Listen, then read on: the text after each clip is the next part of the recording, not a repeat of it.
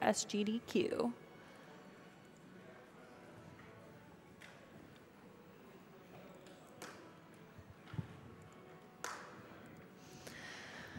During the break, check out the Pinball Done Quick side stream at twitch.tv/mlpinball.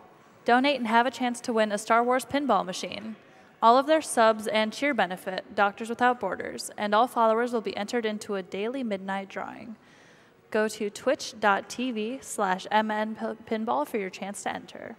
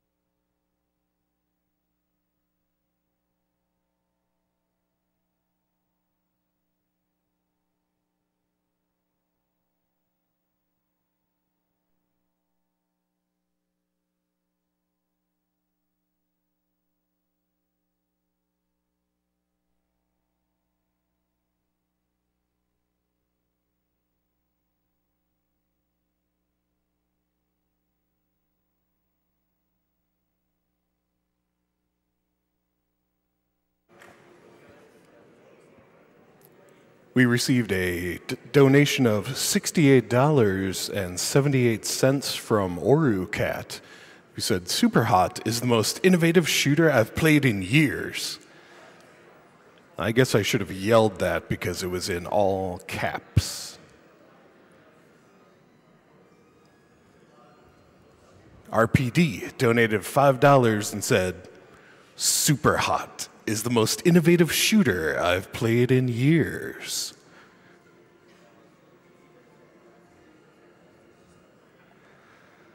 Let's get to community shoutouts. Captain Von Weasel donated $20 and said, "Hey Bullets, Captain Von Weasel here. Glad to see Super Hot any percent at a GDQ. Don't forget to Weasel Stomp your way through those levels, and maybe next year we can get 100% in." Thanks for your donation.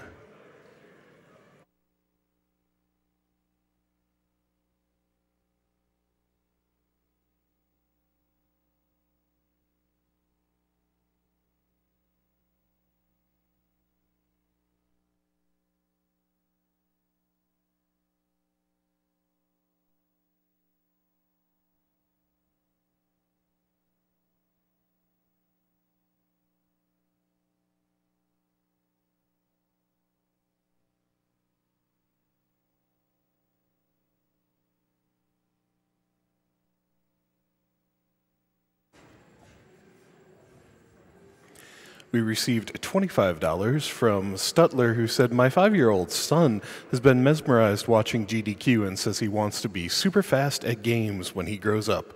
Thanks for inspiring the next gen of gamers with your awesomeness. As a registered nurse, I'm ecstatic to see the dollars piling up for Doctors Without Borders. Also, my son says, save the animals. He did not get his wish this time around, but I am also excited to see the dollars piling up. I am Prolix, here with you on the mic one last time for this event. I like to keep track of where the dollar amounts are when I'm hosting. At my first shift, we crossed $400,000 Tuesday night, setting a blistering pace. Last time I was here was early Friday morning, just a bit over 24 hours ago, and we were a bit shy of 800,000, about 780,000. Here we are, just a bit over 24 hours later. We've raised hundreds of thousands of dollars more for charity. Can't thank you all enough for your contributions. It's excellent to see.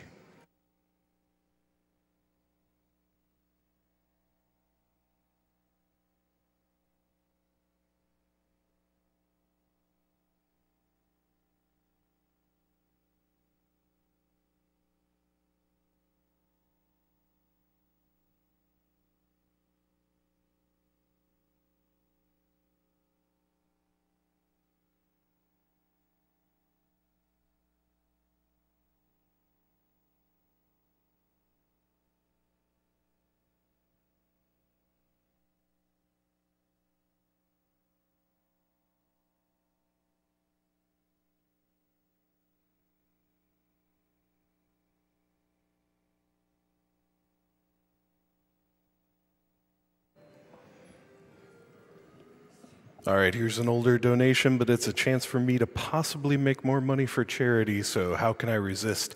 $5.01 received from Starulk, who said, great marathon so far. I wish I got to see more of it, but work got in the way. If the announcer pronounces my name right, I'll follow up with $5.02. Here's hoping I can get that sweet double up.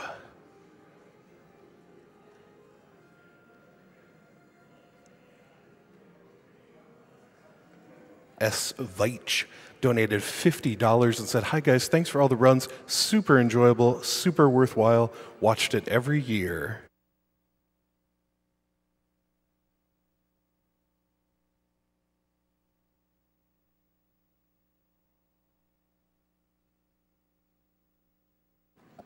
And it's the moment you've all been waiting for. Titanfall 2 begins now. Take it away. An angry albino.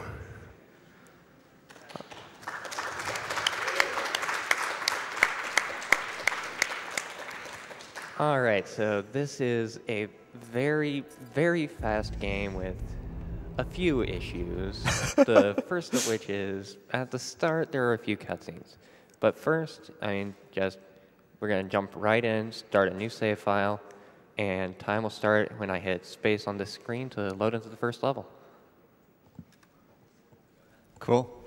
Awesome. All right, everyone, this is Titanfall 2. It is a really sick speed game. It has some pretty interesting movement techniques. We have a wall run, we have a double jump, and if it's based on the modified version of the Source engine. So there's a lot of similar techniques to Source runs, like air strafing, bunny hopping, things like that. So if you've seen, it's not quite as intense as something like, Half-Life 2 with ABH, but there are some pretty cool techniques in here. This is the first level of the game. It is your generic run-of-the-mill, military shooter tutorial mission. We're going to be introduced to the movement mechanics, and right off the bat, we're going to see the single most important technique used in the run. So whenever you have any amount of speed and you hold crouch on the ground, you'll do a slide. And so what that's going to allow Albino to do here is to keep his momentum going indefinitely by building up speed, holding crouch, and then jumping over and over and over again. So this is called slide hopping. We have to wait for Lastimosa to stop talking there before we can wall run. And now we have access to our double jump. And so you'll see Albino is kind of weaving back and forth as he jumps. That's taking advantage of air strafing. And air strafing is based on the concept that you move faster and go farther when you're moving at like a curve through the air and holding left and right as opposed to holding straight. little skip here called reload skip. Normally you'd have to wait to reload this rifle here, but if we press reload with the pistol and then grab the gun, we skip the reload animation. It saves a few seconds. So what's going to happen here is a technique that's only accessible in this part of the game. This is called frag boosting. Wow, that was good. Oh, what a sick frag boost! Okay, so you basically let the grenade explode in your hand. These are some really good frag boosts. And oops, calculated. And as you can see, it gives you a huge amount of speed. If we do that at any other part of the game, you do just die instantly, if you have it explode in your hand like that. So that was a really good gauntlet. That was We're well actually done. going to restart the gauntlet to skip some of Captain Lastimos' dialogue here and go straight into talking to him, because throughout the run we will be talking to characters in the way that is the shortest dialogue option. Yeah, basically we only talk to people when it benefits us, and that includes the lovable robot that we'll meet later on called BT. But yeah, that was a really solid gauntlet. Generally speaking, this level can be pretty unforgiving, just because frag boosting is a very finicky trick. But all that said, that was really well done. It is possible sometimes to go too fast from the exit of the gauntlet to the re-entry, and Lastimosa just won't skip his dialogue. So I think that was like a sub-20 gauntlet too, right? Was that a 19-second one? I think it was a 21. 21. Okay. Either way, really solid. Anyway, so yeah, that's the first mission. The rest of it is just kind of dialogue and Lastimosa talking to us. So I guess we can talk a bit about kind of what the plot to this game is. So it's a sci-fi military shooter. A lot of people will look at it and kind of write it off as like COD with mechs, but that's really like as far from the truth as it could be. You play as Jack Cooper. He's a member of the militia. They're a force that's rebelling against the IMC, or the Interstellar Manufacturing Corporation. They're just kind of this big conglomerate that goes to all these outer-lying planets in the galaxy and just reaps them of all their resources and drives their inhabitants off the planet. So we're fighting back against them. We'll actually see Anderson later on. And then this last guy coming up here. There's lots of foreshadowing and lots of little nods to sections later on in the game in here. Respawn did a really good job with that. Yeah, such as when we first came out of the pod, we saw Lastimosa fiddling with BT's eye, and much later on in the game, that will play a major role. Yeah, and we're playing on easy, just because it's easiest to go fast on easy. Not to say the game is easy on easy, or at least the speedrun, rather. And so coming up here, this is the second mission of the game. It's called BT-7274, named after the Titan that we'll be introduced to here. The militia is checking out a research establishment on the planet, or a research base on the planet of Typhon. And what they find is they kind of bit off more than they can chew. One of their main ships gets shot down, and we're going to end up behind enemy lines here. So this is the opening cutscene to the game. This mission is really hard from a speedrunning perspective. We crash land behind enemy lines in a really kind of rocky area. There's lots of weird geometry, lots of weird terrain. It's one of the hardest missions in the game, if not the hardest. And it comes right at the start, so there's always lots of resets here in my runs. And actually, kind of speaking on foreshadowing, you can see the main location that we're going to at the end of the game in the background there, that little circular building, because I don't know what I call that. I can't think of the word. But anyway, that's kind of like our end goal of the game. So there's little nods like that all over. And there are also nods to Respawn's previous game, Titanfall 1, throughout this level as well, such as the fact that your ship is called the James McCallan, and that was one of the primary players in the story mode for Titanfall. So we probably have a time for like one donation before we get started here? Yeah, one donation. All right, we've got $10 from Anonymous, who said, SGDQ is just awesome. I'm watching it every moment I can. Keep doing that great job. So we're going to actually, we have to go fast at the starting section. We don't have our jump kit, which is what pilots use to slide hops, but we can still slide hop for some reason. We have to go fast here to beat out this, let me see if he gets it. Okay, you made it. Okay. You hear all that crashing and stuff behind him. Basically, an escape pod just crash land right behind him. And normally, casually, you would wait for that to crash land in front of you. But we can actually go fast enough to beat it out. And if we make just even one mistake, we die to it. So this is the Titanfall 2 is a near perfect speed game, except for the amount of dialogue and cutscenes we have to wait for, and this is the first of which. This is the infamous 18-hour cutscene named after some of the dialogue in here. This is kind of a better introduction to Lastimosa and BT, his Titan. And we're going to meet our main enemies in the game too, the Apex Predators. Apex Predators are a group of mercenaries that's always kind of work for the highest bidder, and in this case they're working for the IMC. For what reason, we don't know yet. So. And while this plays out, I would say we have plenty of time for donations. I would say we have 18 hours for them. Oh, absolutely. We've got $25 from Dembones the Fourth, who said, "I'm so hyped for an Angry Albino's Titanfall 2 run. I can't wait to see the ludicrous speed slide hops and chat Bible thumping over Marvin. Take my money, spare the Marvin, love the Marvin, fight for the Marvin, be the Marvin." Also, don't forget what Big Brother Legion says, aggressive sustained counterfire. Yeah, I would say Spare the Marvin is winning pretty heavily in the bid war right now. He's looking like he's going to be saved. Indeed, it's true. Be quite the come from behind. We also had $25 from Snowdrift, who said, "Had to donate during the most overlooked game of 2016, Titanfall 2. Love this game. Glad to see it being ran at SGDQ. Need to work on my slide hops so I can pick up the pace." Let's pick up the pace. Yeah, for real. So, coming up here, we have another cutscene after this, but this is kind of a Lastimosa's last moments here. These creatures here, they're called prowlers. They don't play too big of a role on the run. They just kind of get in the way, more or less. They're not really important. So, oh, that body, by the way, that you just saw go down the river, it disappears. It's pretty spooky. Anyway, so Lastimosa's about to die.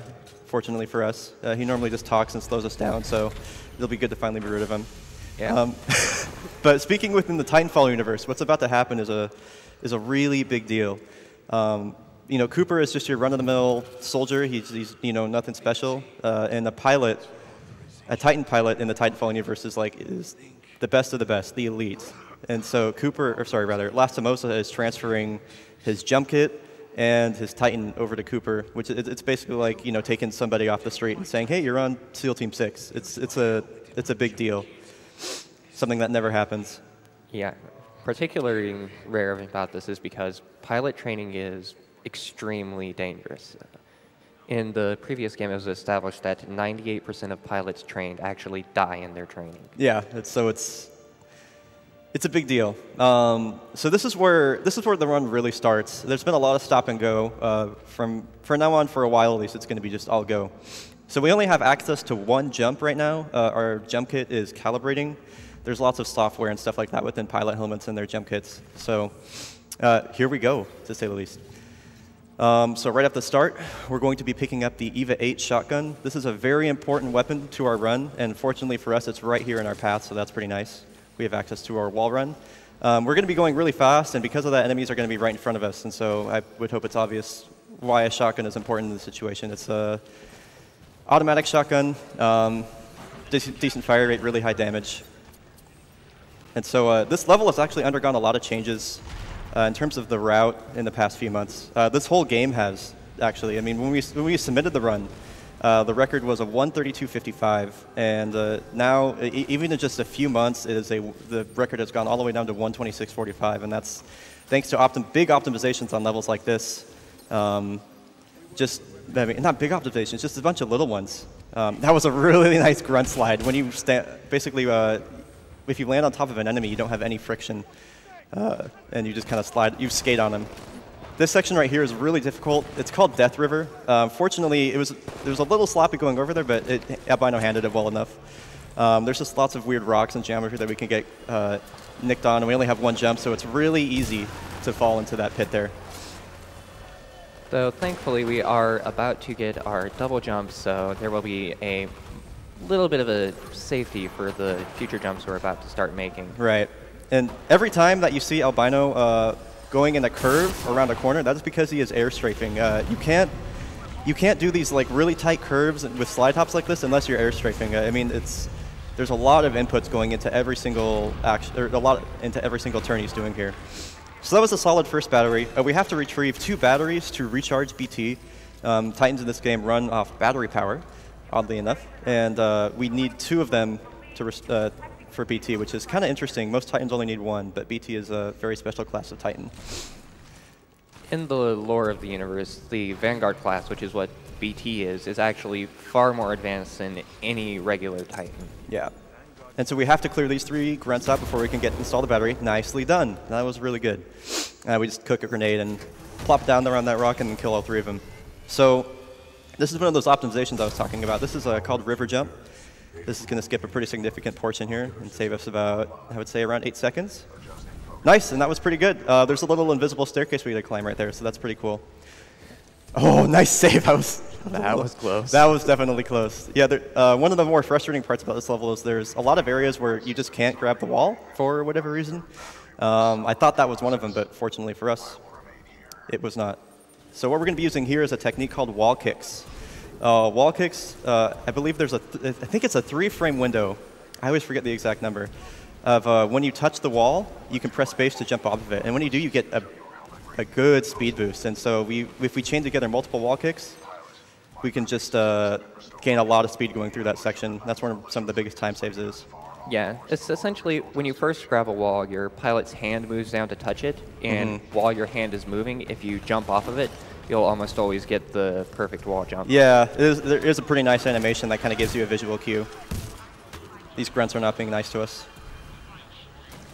And another thing about this is, with having to hold down crouch and there being a slide mechanic, we actually, if we're going to be running against upraised slopes, we want to be careful to disable our crouch beforehand because we'll otherwise be caught in a slide and we'll actually lose all of our momentum. Right, yeah, you can't grab the wall while holding crouch here, so yeah, it's a very conscious effort you have to make to let go of it. We're just going to mash space here to slide through here. Sometimes if your jump kit fires in here, instead of it pushing you up, it will push you forward because you don't have any room to go up. Right. And again, that was a decent second battery, a pretty good BT overall. I would be happy with this in a run. We're going to use some of the momentum from the slide there to carry that into this last fight before we put the second battery back in BT. Got caught up on that rock. This is so frustrating. Bad frag, bad frag. Yeah, it's okay.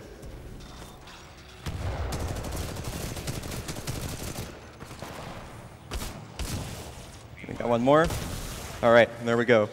So now we're going to put the final battery back in BT and establish a neural link with him. So we got a short little break coming up here. It's probably good for take a couple donations. Tron Travolta donated $5 a bit ago. Hey, Tron. Hey, Tron. He knew what was up with the last cutscene. 18 hours? 18 hours until this cutscene is over. So hype.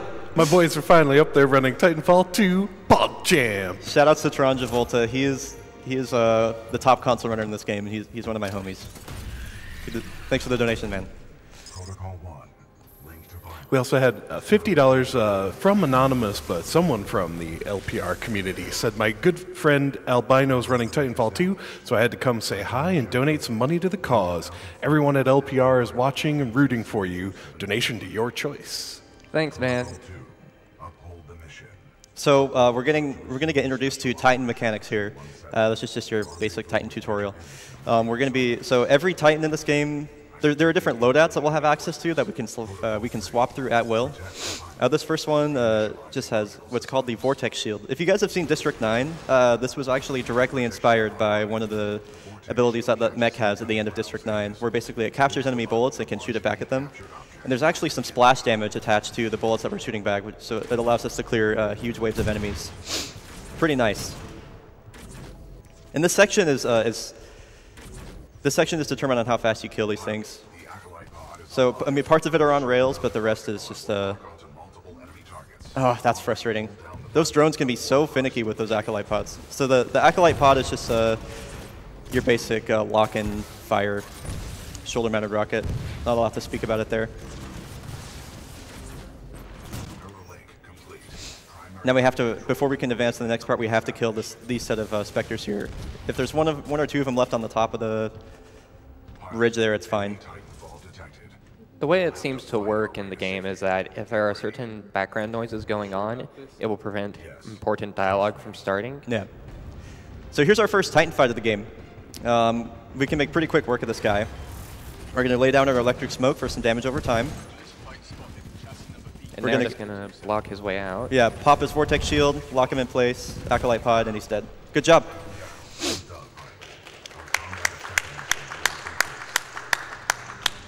So now we have to wait here for just a second. We have to wait for BT to stop talking. Our waypoint is going to be right down that little tunnel there, but if we start walking now, it's going to put it on the other side of the level. So we wait for BT to say that, and we're good to go. So that was an excellent BT. I mean, obviously, you know, we had our little hang-ups there, but that was really good. So coming up here is Blood and Rust. This is probably the second hardest level in the game in terms of playing it optimally. Right at the start, we have BT into Blood and Rust, and they're two really difficult levels. There's lots of very tight sections, really difficult movement.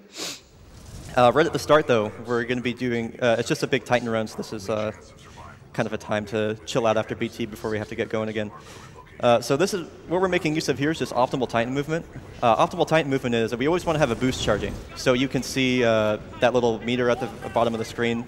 That's a Titan boost, and as long as we always have one of those charging, we're not losing any time or speed. We also want, or actually, we're going to go for a tone slide here. If we play this right, we can slide right off the top of this guy's head. Not quite. Okay, he walked backwards. He wasn't very nice to us. That's okay. It's not a big time loss at all.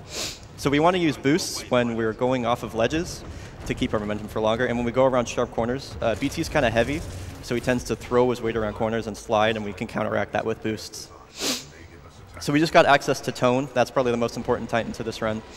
He has very good sustained DPS. So coming up here is a trick called Disembark Jump. It's very finicky. If we hold jump right as we're disembarking from BT, we can launch ourselves. Okay, we didn't quite get it. The timing on that is so hard. And it's not a huge time save anyway, but it is a neat little trick. If we hold jump while we're getting out of BT, we can actually launch ourselves up. That trick, for me and I think for a lot of runners, kind of comes and goes. The timing on that is so finicky. Yeah, it's like a few frames right as you start to see the hatch for your Titan to open up is when you can do it. Yeah. All right, and so here we go. This is where this level gets really hard. Little head bonk there, that's fine. We're going to be making use of wall kicks, air strafes, pretty much everything in our arsenal to get through here. Nice wall kick. We're going to hear Kane over the voice comms. He's going to be the first boss that we fight. Woo, that was close. Nicely done. And so this is Sniper Canal. Normally the game wants us to go right there and fight through a bunch of snipers. We can actually just jump across, got to avoid those circles on the left side there, and just slide hop to victory all the way over here. And this was actually an intended area for us to get to. There's a little Easter egg on the left side there. Not that we have time to look at it. Coming up here is another really difficult section. Nicely done. So that is way harder than it looks. Getting through that hallway without hitting any barrels or walls or anything, we call that clean hallways, is very difficult. Only the really good runners to do that. And that right there, that's like the Albino special, running off the inside of the door like that. It could be, the timing on that's pretty difficult, but that was well done. Yeah, and the reason that we actually do that is because when you're wall running and in midair, enemy accuracy is slightly lesser. And those red laser guns these big robot guys have actually push your character backwards and slow you down.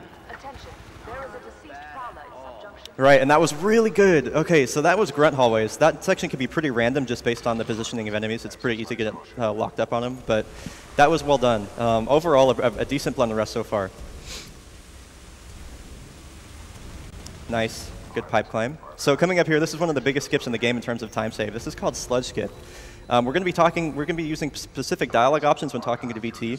You can see BT behind the fence there. We want to keep him there so we can actually skip a huge fight with a bunch of waves of enemies. So we're going to come up here, press this button, and talk to BT at a certain time. Got it.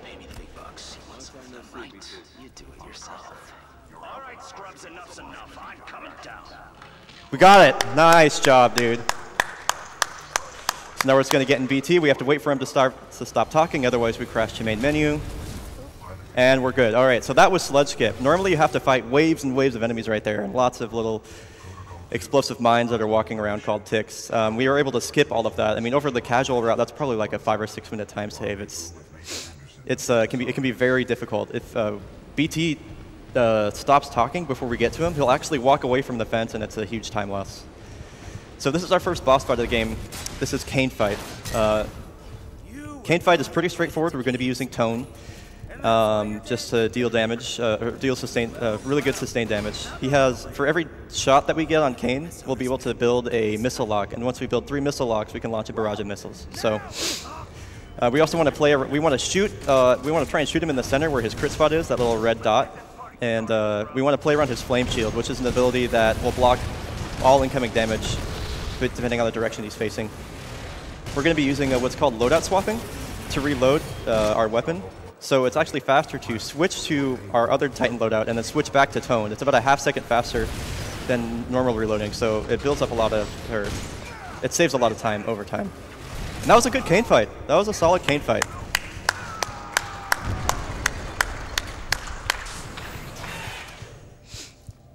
So Cane was the first of the Apex Predators that we will that we'll have to take care of, or that we took care of. We still have a few more to go. And we're gonna go ahead and take his, I think his communicator there, put it in our helmet, and now we get to hear everything that's going on with the enemies. So, technology. Anyway, now we have a while to wait before the next level. I'd say around a minute. So we got time for some donations. Yeah, definitely. Time for like 2 or 3 donations. Nice. Julian donated $200 and merely left a heart. Oh, thank you. Also, Metro donated $20 and said, I woke up and looked at the time to see that I could make it to Super Hot, but when I got here, it just finished. So I decided to stay for Titanfall 2. Not disappointed. Good, yeah. Glad to get a front row seat, literally. So, hello, Metro. Audience interaction game on point. And then we have $10 from Blisk, who says, you kill Marvin, you're better. I kill Marvin, I'm better. Blisk is the head Apex Predator. He's one of my favorite characters in the game. So coming up here, this is the beginning of Into the Abyss. This is the first level that is split into 3 chapters. Chapter 1 is pretty straightforward. It is just optimal Titan movement, like I was explaining before. When we go off ledges, when we go around sharp corners. Words are hard. We're going to be introduced to Ash, and Ash is pretty cool. We don't actually fight her. We get to skip her, fortunately. Well, that's later on. But lore-wise, she's pretty cool. Ash is a simulacrum, which basically means she has the consciousness of a previous elite pilot that was transferred basically into the body of an android. And so there's a lot of simulacrums in the Titanfall universe, but Ash is one of the elites. Yeah, Running around levels as a pilot, you'll actually see enemy simulacrums, and they'll typically be higher level enemies that either will spawn in little drones or will just have more powerful weapons than your regular AI. So coming up here, we just picked up Scorch. Scorch is another important Titan to this run, one of the 3 important ones. He has a flame shield, which does a ton of damage. It blocks all incoming damage and does really high DPS to any enemy right in front of him. He has flame traps, which we can ignite on fire with his main weapon and with his Q, which lays down like a line of fire.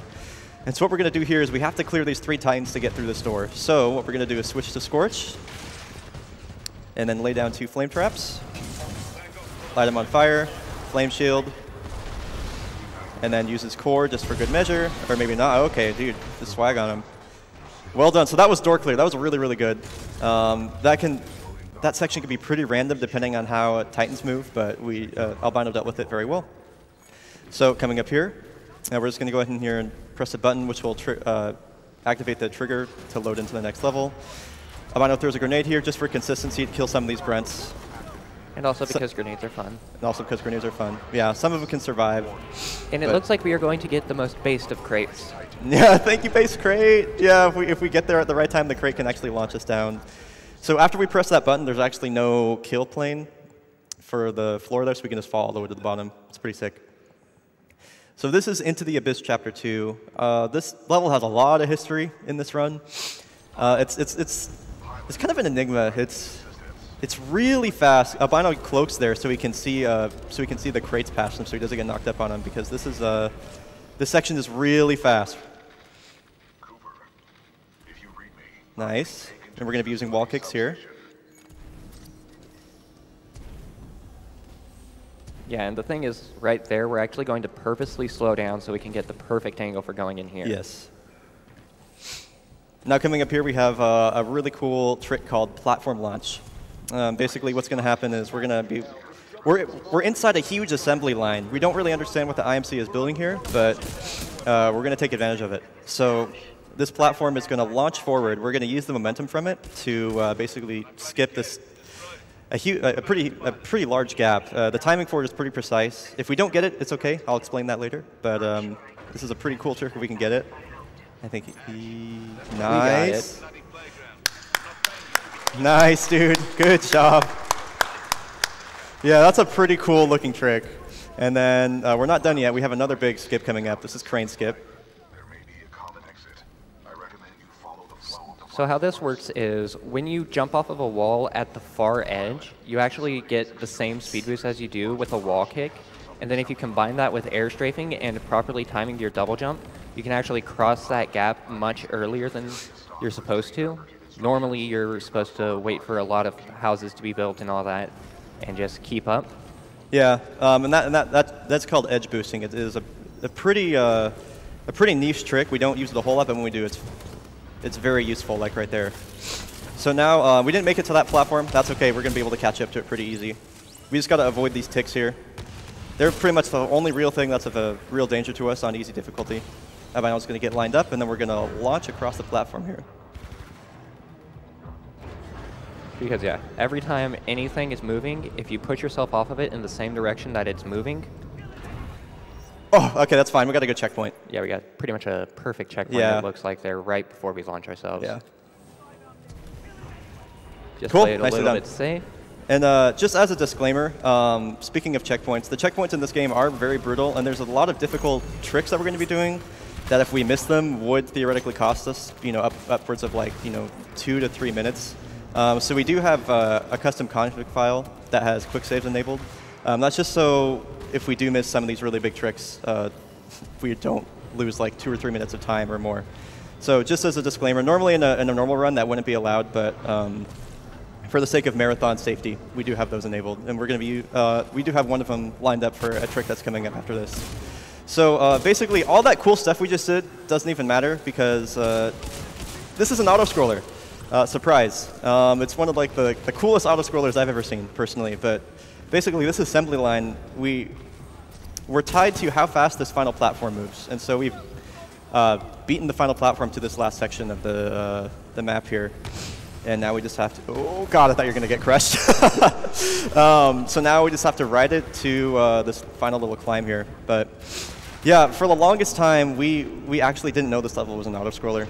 And I know Albino and I would just spend hours and hours and hours grinding out all these tough skips. And we found out it doesn't matter as long as we get to this platform here. So basically, your time on this level is determined by, did you make it to the last platform, which is really easy.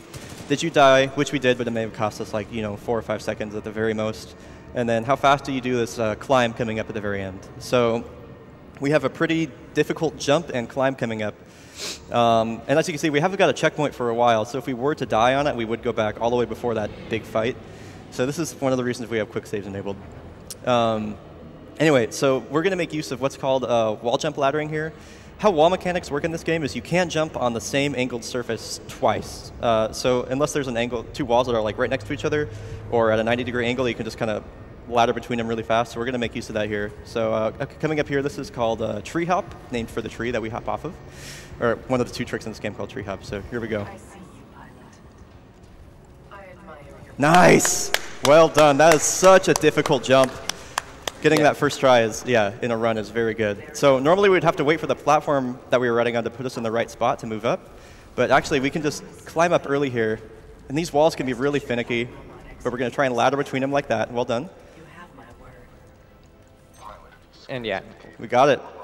It's a lot easier to showcase in like a corner like this where it's just corner to corner. Yeah. Anyway, that was a good dome climb. That trick is very scary, and it's definitely a run killer. So that was really nicely done. So coming up here, this is one of the first of 2 out-of-bounds skips in the game, one of the only 2 out-of-bounds skips. So this is called Dome Skip. Normally, similar to Sludge Skip, this would be an area where we would have to fight waves and waves of enemies. But thanks to a hint from a dev, we actually do this differently than we used to. This little wall right here, we can just walk right through it, and I'll let Albino explain the mechanics of it. Yeah. Well, one reason we were able to so quickly figure out which part of the wall it was that we saw that these tile lines on it are actually different from all the other tiles. So if we walk up here and just crouch through, just walk through it. We're out of bounds. Yeah, we used to do this like completely differently, and it took way longer. But yeah, now we're completely out of the dome. We might be able to climb on top of it. We get a pretty nice view. There's normally a way easier way to go across here, but yeah, we just get a nice little view. See the combat area we would have had to go through being constructed. Yeah, so you want to explain what exactly is working on here mechanically? All right, so mechanically, in a moment, the lights are going to go out. Now, it would then turn back on, and it would look like you're in the same spot, but you're actually being teleported to an alternate geo where instead of all of the movement areas we went through, it would actually be spawning in a combat area that also included the end of level trigger. So we have been essentially teleported into the end of level trigger. Yeah, so that was Dome Skip. It's a huge time save. Really, really cool.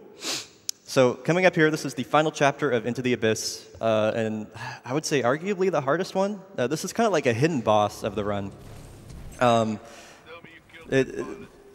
It's really short and kind of forgettable, but I mean, there's so many things here that can go wrong and cost you a lot of time. We're going to sprint here on purpose to kind of reset our slide timer. I'll get back to that in a sec. We need to hit this button so that this cylinder will turn. Yeah. Nice. I mean, okay, that was really good. So that was called Cylinder Skip. It's very difficult. Normally we'd have to wait for that thing to rotate all the way around and then do some precise platforming. But if we go fast enough, we can just get inside of it and then just kind of sit in it while it rotates around. It's a pretty decent time save. I'd say around 10 seconds. This section here is called Caverns, aka the bane of Albino's existence. There's lots of weird rocks. Lots of weird rocks and stuff. Yeah, I mean, getting through there cleanly is very hard. We're going to jump across the gap here. Nice. And we'll get back in BT. So now we're finally back to BT. We got lucky there. Sometimes he can be doing a execution animation on one of the prowlers, and it costs us a little bit of time. We're going to try and skate on the prowlers there. Good job. And if we get lucky, we'll get a damage boost from one of these Titans. Nice, not being nice. That's fine.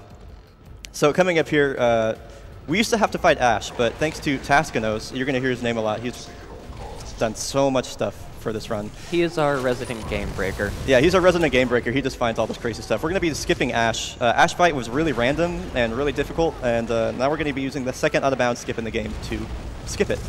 So we're going to use the flight ability on this Titan loadout to get up here. We're going to wedge ourselves past this pipe. We're going to disembark from BT. The screen's going to look crazy. We're going to get back in BT. Now we're going to wait for a flight to recharge. Fly. And now we have to be careful because the trigger for Ash fight... Oh, gosh. Okay, my heart. All right, the trigger for Ash fight is literally, excuse me, literally inches to our right. Yeah, essentially we're walking the razor edge between a 20-second boss spawn cutscene and falling to our deadline. Yeah. So now we're going to do the same thing here. We're going to line up against an invisible wall, disembark, clip both Cooper and BT out of the level, get back in BT, and we're home free. So that was Ash skip. For being an out-of-bounds skip, it is extremely precise. I wouldn't say it's as hard as maybe Foundry skip in Doom 2016, but it's you have to maneuver that pretty carefully. And so that skip's a really difficult, tough fight. And so now we're out of the Abyss. I always say it's not a real run till we're out of the Abyss, so that was...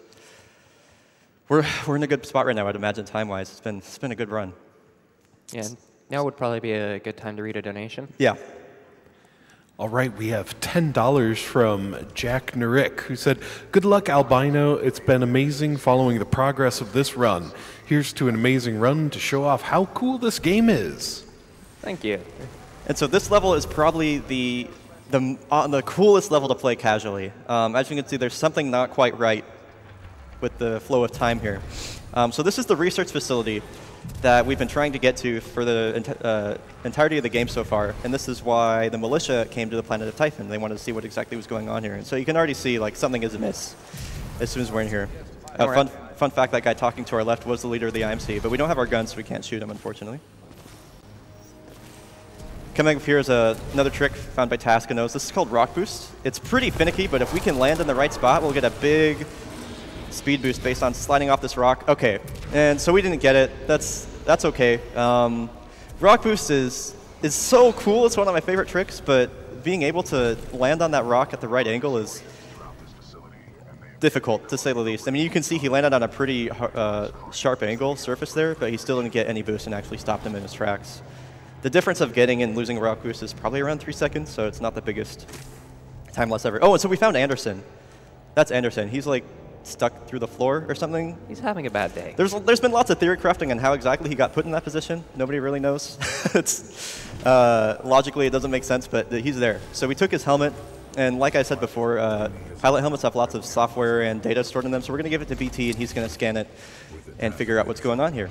And so now we have I'd say about a minute and a half. We have to wait around again. So that would be a great time for donations. Yeah, we probably got time for 4 donations right now. All right, a lot of praise coming in for Runner and Couch. Templar Trace donated $50 and said, loving the commentary on this Titanfall 2 run, and I love the game. Good luck on the run, spare the Marvin, even if that costs time. Also, Thordorus with $100, thank you, said, Titanfall 2 is my favorite game from last year. Love seeing this game played the way it's meant to be played. And we have a $20 donation from Marth, who said, hi Byron, Hunter here. It's so cool seeing you on the couch and Titanfall at a GDQ. I just thought I'd chime in with my obligatory roo-roo. Also, I will donate $10 more if someone gets this beautiful man on the couch some nice crunch carrots. Oh my gosh. You can explain that reference. There's a meme. Okay, so there's a meme on my stream. You know, sometimes my lovely wife Kathy will bring me carrots or something while I'm eating, and I normally mute my mic, but now whenever I eat carrots, everybody in my stream really wants to hear me chew for some reason. I don't know why, but it's like an ASMR type thing. It's an ASMR thing. I don't know, but anyway, that's where that comes from. So thank you, Hunter. You mispronounced my name in front of hundreds of thousands of people. I appreciate that, dude. Everyone calls me Byron, but my name is Brian. Right, Brian. It wasn't you. It was Hunter. He's trolling me. Nice. Maybe next time you can throw me. More foreshadowing there. Anyway, so now the level's kind of finally picking back up. So coming up here, we have some pretty new tech, actually. Albino has really been kind of working this out. This trick coming up here is called Faster Than Time. So we're going to be crossing this bridge, and there's lots of weird... Basically, there's lots of weird... We're going to be hitting a lot of triggers really, really fast on the bridge, and we have to be in a certain place at a certain time for each trigger, not to soft lock, basically. And so we're going to see if we can get it here. Looks good. Normally we have to wait beyond that door, but we can actually do this, and if I can get in the exact right position, which I did not this time, we can actually go across there and skip waiting a lot. Yeah, we're going to give this a couple tries just because it's so cool if we do get it. And even setting this trick up is very difficult because you have to have perfect air strafing, perfect wall kicks, perfect V-hops. So close. All right, one more try. One more try. Yeah, this is tech that we're still kind of ironing out, but we figured we'd try it out for the run just because it is cool. Oh, okay, we're not going to get it. Anyway, that's okay.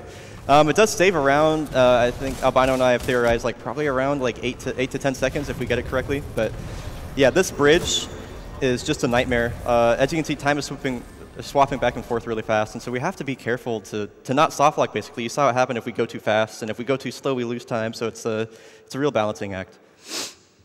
In any case, I'm glad that we tried it out because it is brand new tech. So this is Effect and Cause Chapter 2. This is, technically speaking, this is one of the more difficult levels in the whole game. We get introduced to probably the coolest single mechanic in almost any game I've played. We finally have access to Anderson's wrist-mounted device, which allows us to swap back and forth between time at will. And now we have the greatest tooltip of all time. The greatest tooltip of all time, press V to time travel. So shoutouts to Respawn, by the way, for this level. This is like seriously so cool. You might recognize this mechanic from Dishonored 2, but it is implemented way better here. It's much more fast and fluid. It's much more fluid. Yeah, so how this level was built, actually, was, so you see we're swapping back and forth between the present and then the past. And so they're actually two entirely separate levels that are within the box of the game. Like one is way below and one is way above. And so every time we swap between timelines, we're swapping to an entirely different level. So how it was constructed is really cool. There's just a lot of really well thought out, a lot of polish in this game. And so later on, we may actually be able to kind of abuse that and take advantage of it. Because Task knows is going to kill me if I get this wrong. But from what I understand, is every time that you swap to the other timeline, time is frozen in the other one. And so we can Yes, it is. OK, thank you. So we can kind of abuse that later on with a pretty cool trick. But as for right now, we're kind of discovering what exactly the IMC was constructing here, why they were defending it so adamantly, and coming to kind of a scary realization. So what Anderson is discovering is that they're building a Death Star. They're basically building the Death Star. Yeah, I mean, the story of this game isn't much to write home about. It's basically kind of like Halo meets Star Wars. But the game itself is really, really good, and it's a fun campaign. So yeah, they're building what's called a fold weapon. There's a power source for it called the Arc. We're just kind of learning this as Anderson's feeding the dialogue to us. But we probably have time for like one donation before things kick off again. Yeah, one donation. Yeah, we have $200 from Anonymous, who said, such an amazing event with all these amazing people, and now playing such an amazing game. Titans Done Quick is so entertaining to watch. And don't forget to get your employers to match your donations. Thank you to everyone involved. Let's get these bonus games. Nice. That's a fun little route. That was well done. OK, coming up here, this is Hell Room. I'm going to be quiet just because it's so difficult.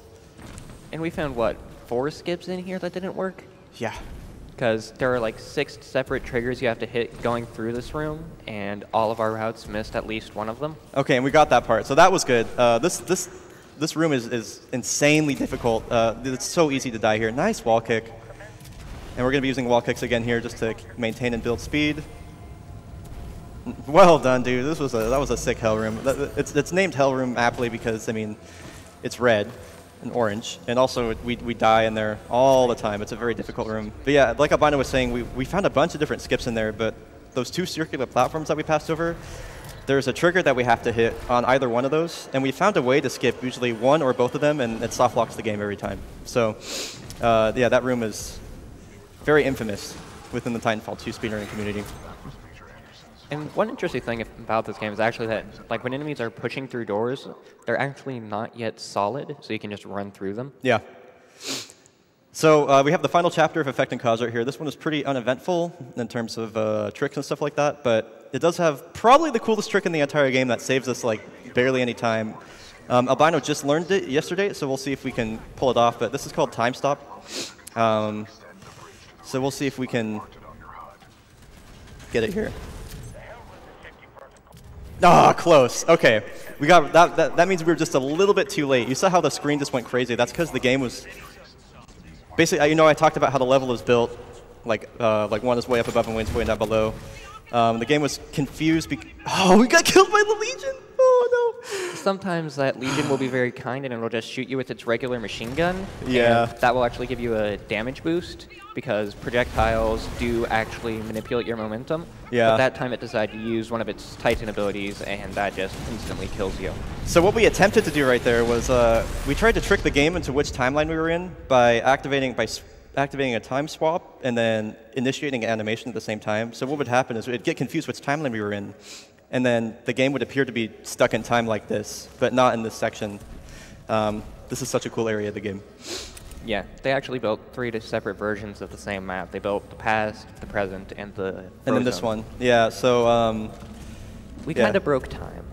Yeah, time is broken.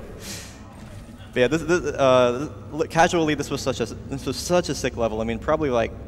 I remember when I would tell people it was like the coolest FPS mission I played since Silent Cartographer and Halo CE. So, shoutouts to Respawn for this. It's just I love playing through it every time. So, in any case, we're scanning the Arc with our helmet. We're kind of understanding what makes it tick, and we're trying to figure out how to destroy it now. What we've discovered is that the IMC are building a giant weapon to destroy the militia planet of Harmony. So again, you see the Star Wars similarities there.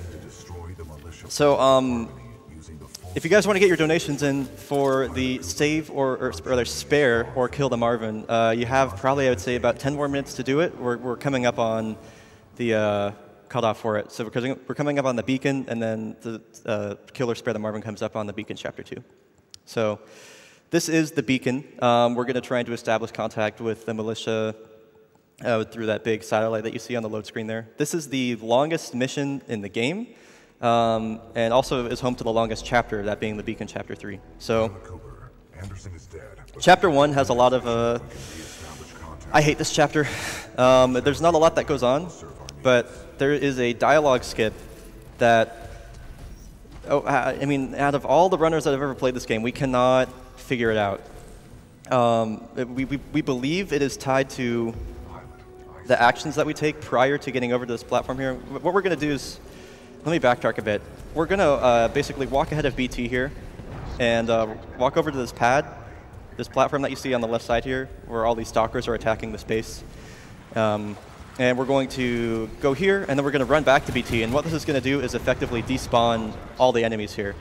We're not entirely sure why it works that way, but it does. And then also, depending on the actions we took prior to this point, we believe that there's going to be a dialogue skip here that's time-based. We used to think there was like a hidden trigger for it, but I think we've pretty much proven that not to be true, because you can stand in one spot and still get the skip. We have to wait till BT talks to get back in him here. We're going to pick up Ronan, which is another really important Titan loadout. And we're going to use what's called a phase dash, which is a way for us to gain speed. We teleport into another dimension and it makes us go fast. Pretty much. So now there's like a random dialogue skip coming up here, and we're pretty sure it's. We'll see which one he gets here. Yeah, we're still not sure how it works. He got the average one. Yeah, so that's like the average RNG. That's the one that we get pretty much every time.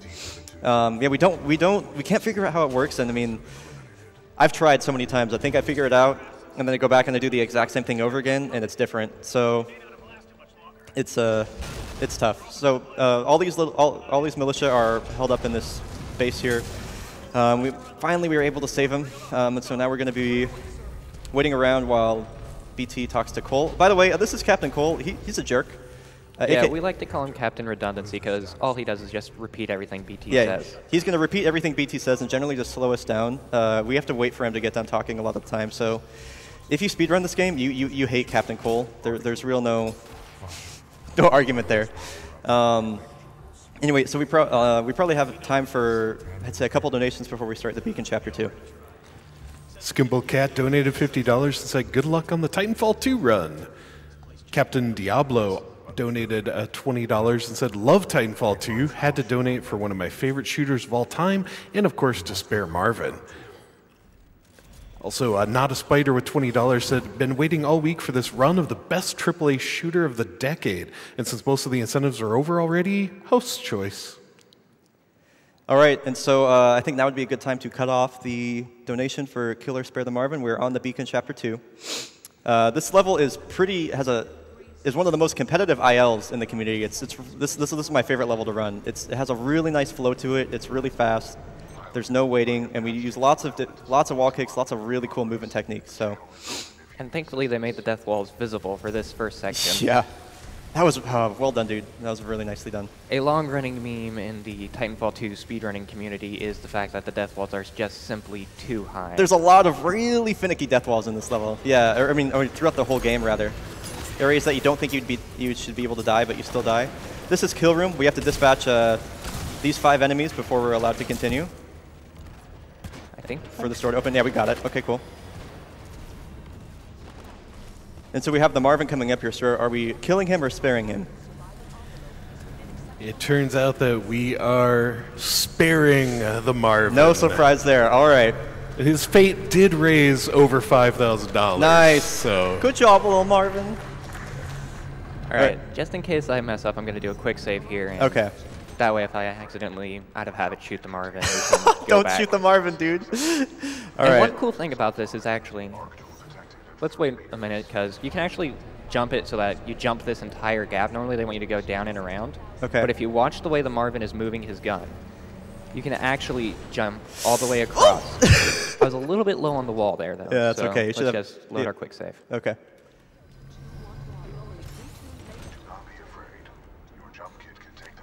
Normally, with how this level is set up, with how the Marvin spawns, because this Marvin actually only spawns after you do the kill room. And we're sparing him. He gets to live today, but now you guys have doomed him to an eternity of sadness, so good job. Return to the control room. We are ready to jumpstart the system. So shout out to that little Marvin. He'll get to live on, but he doesn't have a dark tool anymore, so he's going to be sad forever. I hope you guys are happy for what you've done, you monsters. We're going to cloak here because these stalkers like to punch us and fiddle with our momentum. So coming up here, this is heat sink skip. In terms of air strafing, this is a really difficult skip. It's not going to look like much, but it is very, very hard. And the skip has a very interesting history with how it was discovered. I was just watching some PC Gamer footage of the game, and they were looking around this room, and I saw it, and I was like, I can make that jump, can't I? And we're going to try for a trick here where that grate that we opened, you can sometimes grab it, and it'll spin you around and just send you flying at about probably 4 or 5 times your normal speed, because you'll basically instantly go through that first section. It's a one-frame trick. Yeah.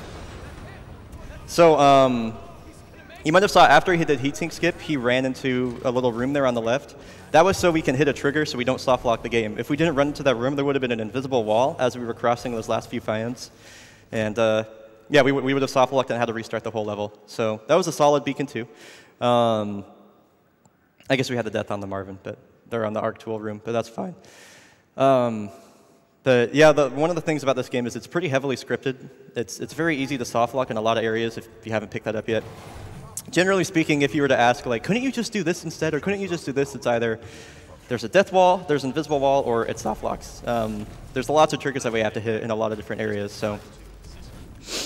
So coming up here, we're just basically going to restore the power for the beacon.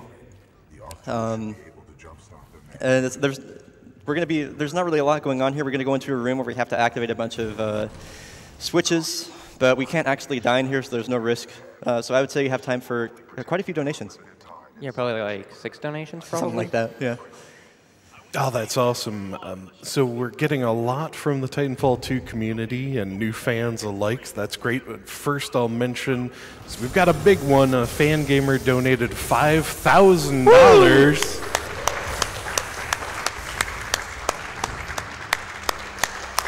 Our sincere thanks to them, and Fangamer said, what, we can unlock Dark Souls and Breath of the Wild? Heck yes! We're splitting this donation up between those 2 goals since they're both favorite games of everyone who works here. Go, go, go! Unlock those games. Love, Fangamer. Awesome. And with that, Dark Souls has been unlocked, that bonus run.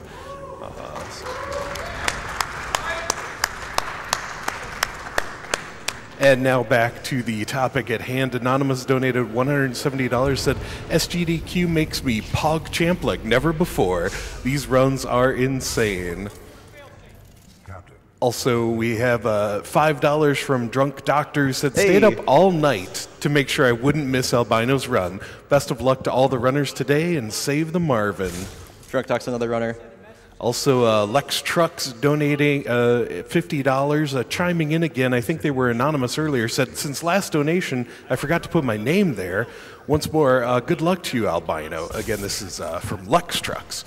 Good commentary from Brian and the masterful moves from Bino. Kane says, hey guys, Kane here. Again, donation to Albino's choice, but we all know what that would be. All right, so coming up here we have, we're going to can you move? Okay, that was weird. We're going to be activating moon boots. So this is probably the coolest single trick in the whole run. So this was discovered by, again, Mr. Taskanos, our god. Because of the way the game reads flight, we're going to be able to reduce our gravity by 15%. So we're going to wedge ourselves up on this door. We're going to disembark while we're flying. And now we have around like 15% reduced gravity. So as you can see, it looks like we're on, it's kind of like, it looks like we're on the moon. It's called moon boots. And so coming up here, this is the single coolest trick in the whole game. This is called Super Fastball. BT is actually going to throw us. That's why it's called Fastball. And because of our reduced gravity, we're going to be able to fly, literally fly over this whole section. We do have a quick save set up in case we don't get it the first time. Yeah, normally we would hit about that wall is where BT is throwing us. But this way we go just a little bit further. So we're going to need some serious time for this. This is an insanely difficult trick. If I go even like 2 inches too far to the left, we will soft lock the game. Trust me.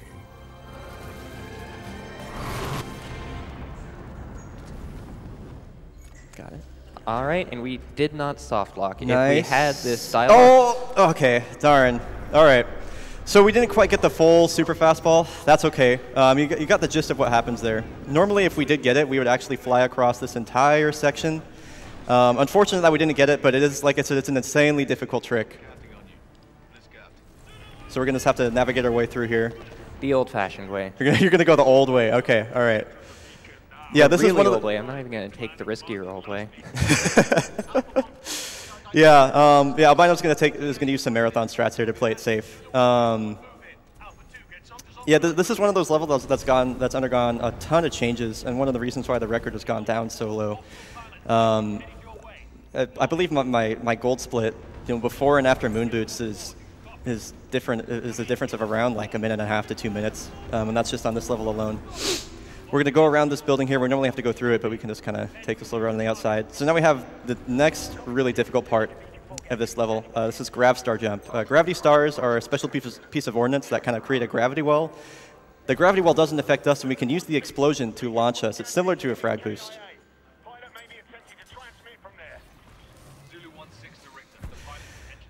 I think we got it. Nice job. So we're taking advantage of both moon boots and the gravity star mechanics there to launch ourselves all the way over across to this beacon, or rather to the module here. We normally have to run into a building and then move the crane over, so that we'd be able to jump to it from this platform that we're jumping to right here. Yeah, because of that grav star jump, it's a huge time save. So that's way harder than it looks. And I think it looks pretty hard already. So that was well done. Yeah, you have to be pretty much within like a quarter-second margin of error. Yeah. All right, so now we're making our way back to BT. We'll be using wall kicks around here just to get back. And again, we're going to be taking advantage of moon boots just to do some big jumps here.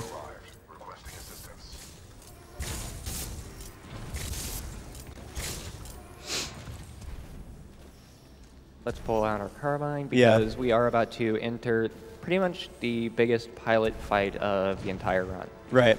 And we have to be careful on the zip line here because these grunts will move faster down the zip line than us. Look behind you. Okay, good. The grunts move faster than us, and they will knock you off and make you fall to your death. It's really frustrating. So first things first, we have to kill a Reaper down here. That's just a big enemy with a lot of health. They're mechs designed by the IMC to specifically kill pilots and titans.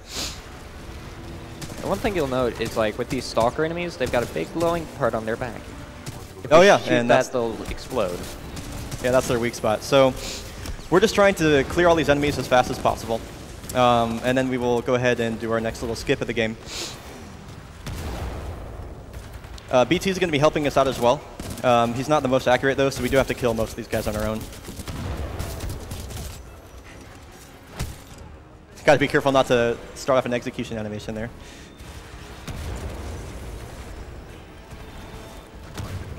And if you can knock out all 3 of those guys, sick. I think you got him. Nice throw. That was cool. Frags are my best friend. Yes.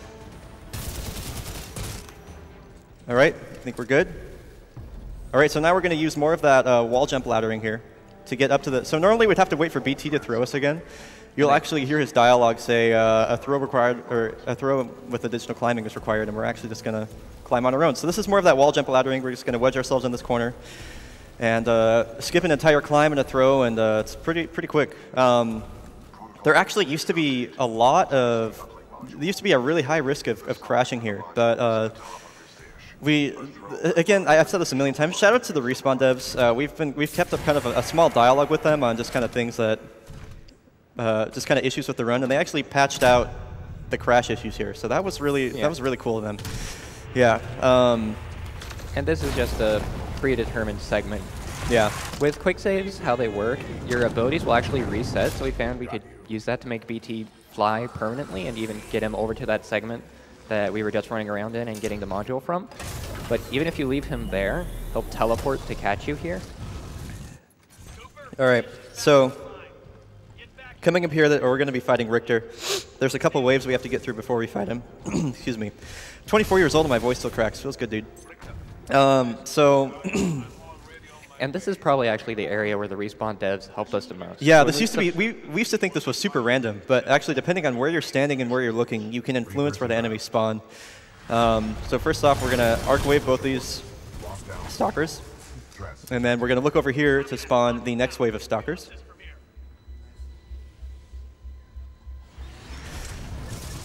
Do the same thing with these first two. Then switch to tone. And then we're gonna there's gonna be 2 Titans that spawn, and we're gonna take care of them too. So again, we used to think this was random, and the Titans would spawn on either side of the map, and it would cost us a bunch of time. But yeah, actually, one of the devs, I forget his tag. What is his tag, Albino? Soupy. Soupy watched through our submission, and then messaged Albino on YouTube and was like, "Hey, just so you know, like you can do this differently." And so it's been a huge help. Yeah, huge shout out to Soupy. He's also the one who gave us leads on the new dome skip. Yeah. All right, and now we're gonna fight Richter. Oh, he almost got crushed. All right, so this is so annoying. We have a cutscene, and Richter's literally right in front of us. And every time I just think, we could just grab him, but unfortunately, we do have to fight him. Yeah. And I'm actually going to try and angle him towards that door, because with how we're going to kill him, and that's actually a pretty good angle. Yep. We're going to try and pin him, because, oops, did not mean to activate flaming core there. There, you got it, you got it.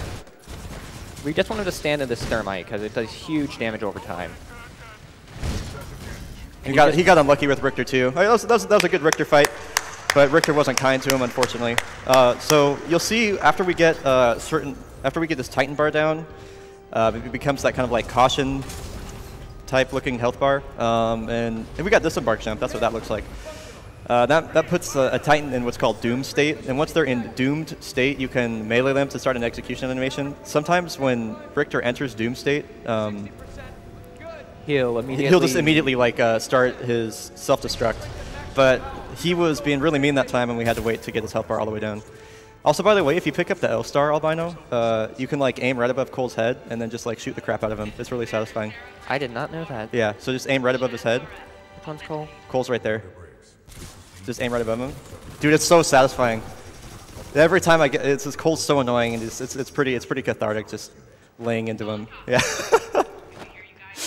Anyway, so that was the beacon. We're gonna meet back up with Sarah here. We've reestablished contact with the fleet, and we'll continue on with our mission. So we have time for a couple of nations now while we wait for Sarah to be really condescending toward us. All right. Well, first of all, $100 from Marvin, who said, "Thank you for letting me live." Also, we have $50 from Drake, who says, "Awesome to see my favorite game and favorite streamer at GDQ. Big thanks to all of my coworkers who raised money for this event. 1 hour 27 hype." Thanks, Drake. And I wanted to mention that we have opened a new incentive related to that Dark Souls bonus run. There's now a file named Bid War Open if you'd like. Request permission to retain this link. See, we have $50 from Anonymous. It says, "Shoutouts to Albino, Brian, and Kathy for being super cool roommates for this GDQ. Sad I can't be there to watch in person. Also, shout out to Dax if he's chilling in the crowd." I actually have carrots. All right, so in case anyone just didn't tune in earlier, there was a donation that somebody said they would donate more if I chewed carrots in the mic. I'm so sorry. I can't believe I'm doing this. Okay.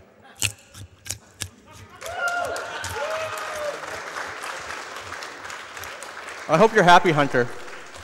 All right. Okay, I gotta commentate this. No, okay. I could just read more. No. No. Okay. All right. I'll chew more later, I promise. Okay, so hold on. All right, so this is Trial by Fire. It's essentially all-out Titan combat. Yeah, I believe the dev code for the development code for this level was actually T-Day, as in Titan D-Day. So this level is totally bottlenecked by Sarah. She's the commander of the militia, or the Marauder Corps there.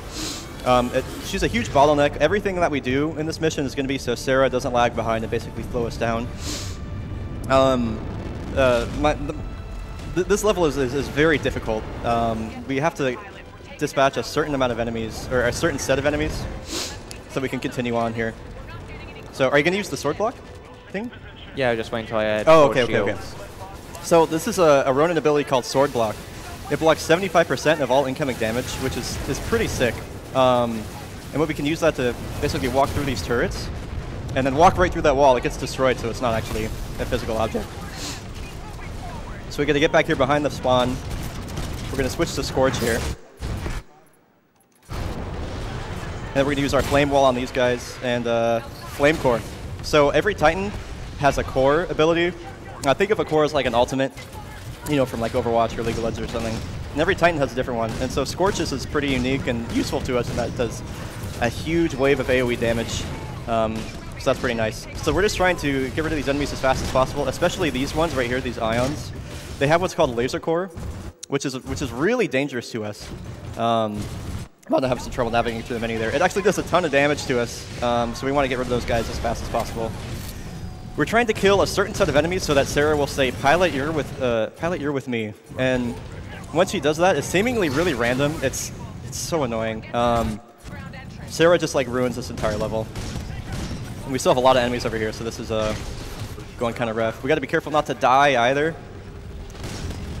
We want to be picking up those little green things on the ground, those batteries. Those are going to... They're basically health packs, more or less. If we can get around the Stalker... Wow, that was close. Wow. So again, we're still waiting for Sarah to use her dialogue. We haven't killed the enemies that she wants killed, so... unfortunately. Oh, wow. What's up, guys? That should be good, right? Pilot, you're with me. Sarah's so annoying, dude. We hate Sarah. That brute managed to dodge my flame core, looks out. Yeah. Yeah, and another cool thing is, actually, there in it the is. Multiplayer patch, they reduced the rate at which you build up your Titan's core, but for the campaign to help make this level more consistent, they actually reversed that change so that we get our core just as quickly as we used to. And that's just Respawn being awesome developers again. So coming up here, again, we have to play around Sarah. So we have to kill, we got to kill the Scorch first off. There's going to be a Stalker behind him that we have to take care of.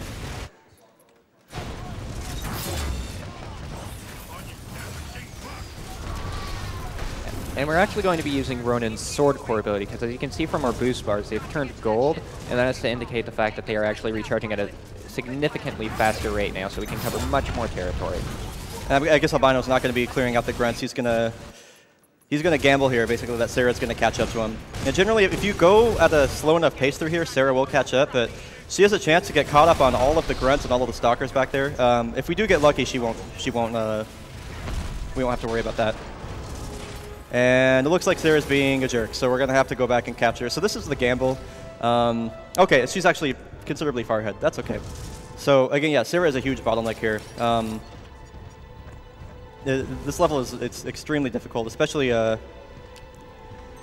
We found about 3 different ways to skip waiting for this elevator, yeah. but they all soft block the game. That reminds me, if anybody can figure out how to skip having to wait for Sarah to get to this elevator and having to get beat, basically, if you can figure out a way to get around this elevator and like get to the end of the level and hit the end level trigger, I will like PayPal you $20. I'm not even joking. Like, please figure out a way to skip this level, for the love of God. That would be like so awesome. I mean, we hate Trial by Fire a lot, so. I'm not joking, by the way. I will PayPal you $20. So anyway, we're gonna abuse Sword Core here, and like Albino said before, it recharges our boost at a rapid rate, and so we just can use that to kind of cheese this whole level. And then once we get over here, we're actually gonna rebuild our Sword Core. Just gonna swing the sword, because in campaign, when you swing your sword, it actually uses up 1/3 of your Sword Core bar, and that way I can start building up my core off these guys, and then just come over here and finish it off. And then we gave Sword Core again. Yeah. And we got a huge damage boost. Nice, dude. Yeah. And these Reapers can be a real pain, because sometimes they'll decide to just completely block your path and just eat your phase dash. Nice. And yeah, now it's just a matter of making a straight run to the finish. Yep. So this was a pretty rough trial by fire, but that just goes to show you like how much of a bottleneck Styra can be for this. So we got the Superman brute. That's pretty cool. Yeah, sometimes that brute just decides to go crazy. And Yeah, I don't know why he does. does that, and then he just disappears. This is slow. The Ark is headed your way. I'll let Viper take it from here. See you soon. So we really have time for a donation or two before we get on to the next level. Yeah, Sneaky number 1 donated $30 and said, Titanfall 2 is unarguably my favorite game, and I'm so happy to see it get any form of publicity. Also, I've been scheduling my breaks at work to see as much of SGDQ as I can this year. Good luck to Albino, and thanks to everyone who organized this fantastic event. Also, $250 was received from Man Blair Pig, who said, had to donate for one of my top games of 2016. So coming up here, this level is called the Ark. You ask any speedrunner what their least favorite level is, and without hesitation, they will say the Ark. This level, thanks to a skip that was discovered by Taskanos, it opens up a can of worms of just like bugs and weird glitches and soft locks. All sorts of bad things can happen. And a lot of just pure RNG. Yeah, and whether or not you get it. This is also home to one of the most difficult boss fights in the game as well. This section here is just on rails. It doesn't matter if we shoot these guys or not. We can just stand around shooting BT all day if we want. Yeah, but we're going to get introduced to the next member of the Apex Predators coming up here. So I'll take some time to talk about Barker Skip. So Barker Skip, Albino is going to be doing the random version of it. Albino's been on a bit of a break from this game, and he just came back, and so the new Barker Skip is really, really hard. So he's going to be doing like the random version of it. So this is Viper.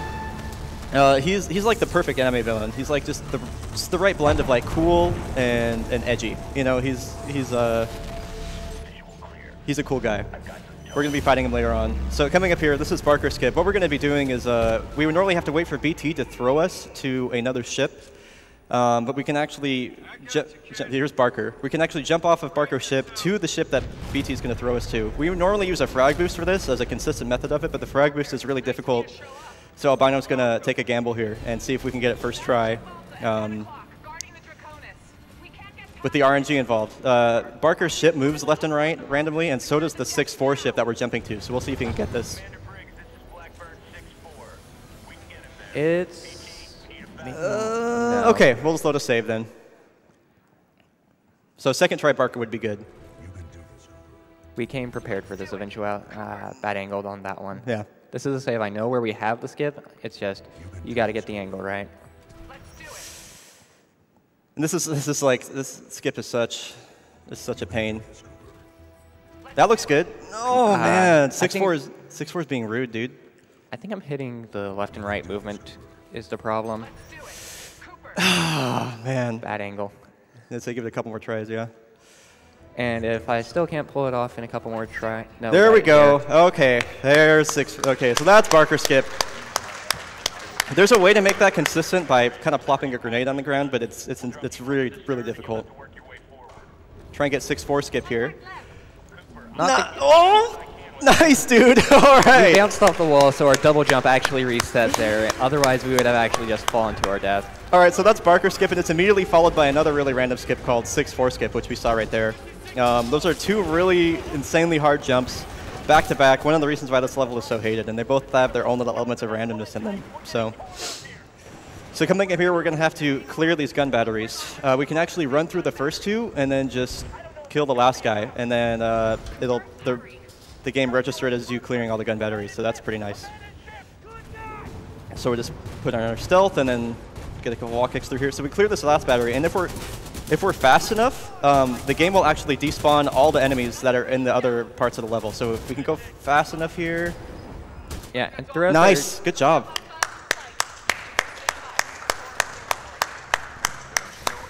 So another thing to note about this fight is that you want to be constantly in midair or in wall runs, because if you're standing on the ground, your character will go through a stumbling animation that will waste a lot of time. Yeah, and with that stumbling animation too, if you're standing next to a wall, you can actually clip into the wall and like instantly die. And this up here is called early Sarah jump, where you jump up when you see the ship move. And you have to actually use your double jump because, like we mentioned earlier, the death rolls are very, very high in this game, and so... Yeah, similar to Halo, there is like a fall timer that if you fall for too long, the game will just kill you.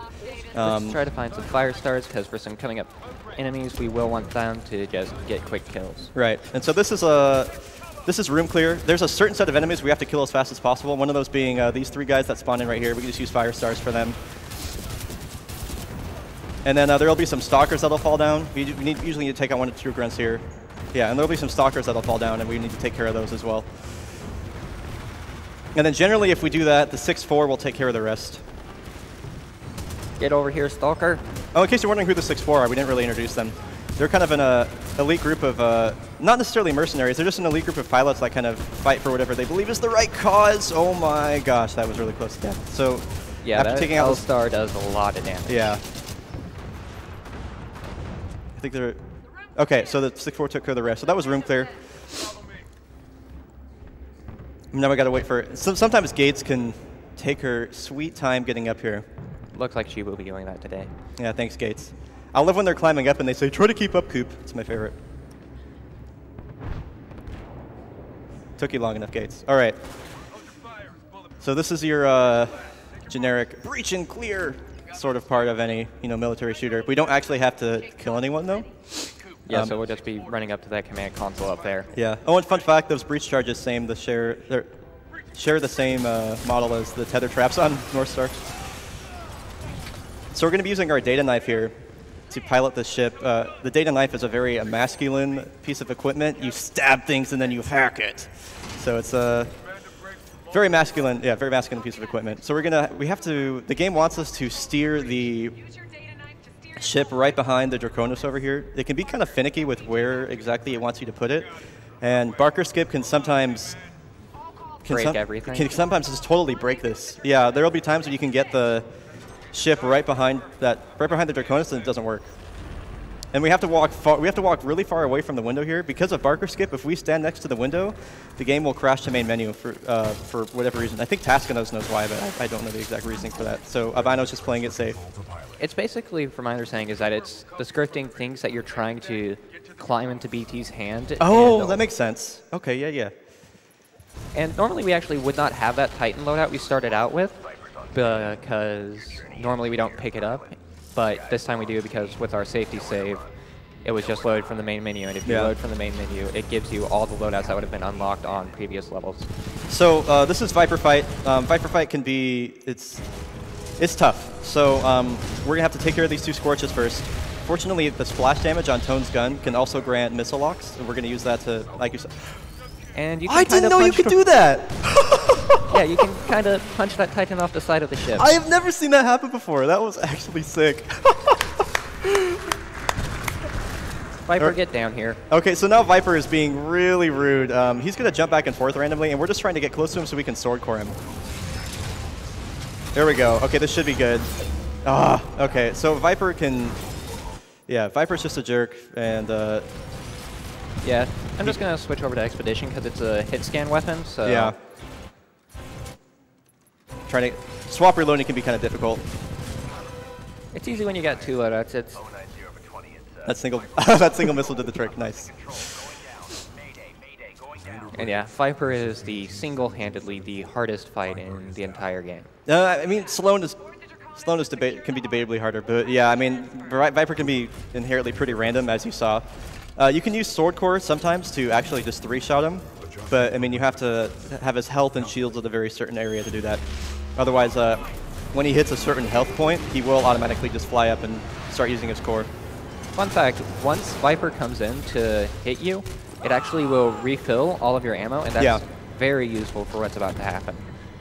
So, yeah, I just want to say, speaking of like the polish on this game, this fight right here is so well choreographed. I think it just looks really sick. He just rips off his arm, and then Viper's animation here. It's just, I love this fight. But you do have to be careful to double jump here because you can get hit by the hatch. Yeah. And then we're just going to throw a bunch of fire shurikens into him. And Viper's dead. So, yeah, the rest of this level is pretty much on rails here. It's an auto-scroller. So I think we have time for donations while we wait for it. Great. We have $150 from Sandy Puddle, who claims greatest solo couch of all time. Thank you. Wishing the runner good luck from Dubai. And $50 from Anonymous, who says, BT might be terrible at shortcuts, but you guys definitely aren't. It's true. Great Titanfall run so far. Here we've got $5 from Jabai, who says, shout out from the Titanfall pickup Discord. Hey. You're both doing great. Keep it up.